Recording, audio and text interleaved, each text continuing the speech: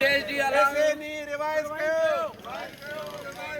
MPhil PhD बहाल कयो allowance बहाल कयो PhD allowance बहाल कयो। एमएस वारनि खे हिते उहे उस्ताद आहिनि जिनखे 15 साल थी विया आहिनि पर उनजो कोई अञा DPC में न थी आहे। उहे लेक्चर लॻा पिया आहिनि। उनखां अलावा जेको आहे सो बोर्ड 1 जो मामिलो रुकियो पियो आहे। बोर्ड 2 जे हवाले सां काई पेशरफ़्त कोन्हे का।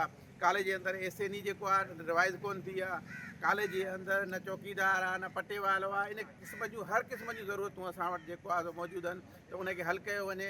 असां गवर्नमेंट खां मुतालबो था कयूं त कम से कम जेको आहे सो अरसे में असांजी जेको आहे DPC खे बि बहाल कयो वञे ऐं उनखे प्रोमोट कया वञनि जेके लेक्चरर आहिनि ऐं उनजी बेचैनी खे ख़तमु कयो वञे।